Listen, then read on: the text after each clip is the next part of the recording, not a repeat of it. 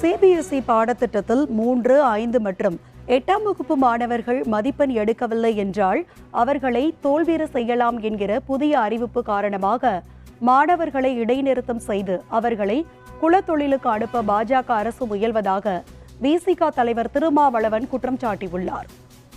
மாணவர்களை பள்ளி படிப்பின் போதே வீட்டுக்கு அனுப்புகிற இடைநிறுத்தல் சதவிகிதத்தை உயர்த்துவதுதான் இந்த தேசிய கல்விக் கொள்கையை வகுத்தவர்களின் நோக்கம், மோடி அரசின் நோக்கம்.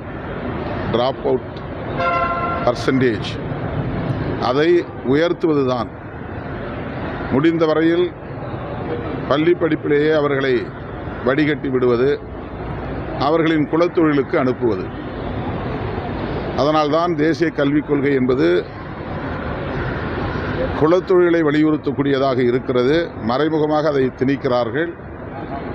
இந்த தேசிய கல்விக் கொள்கையை நாம் நடைமுறைப்படுத்த மாட்டோம் என்று தமிழ்நாடு அரசும் திராவிட முன்னேற்றக் கழக அரசும் வெளிப்படையாக அறிவித்திருக்கிறது.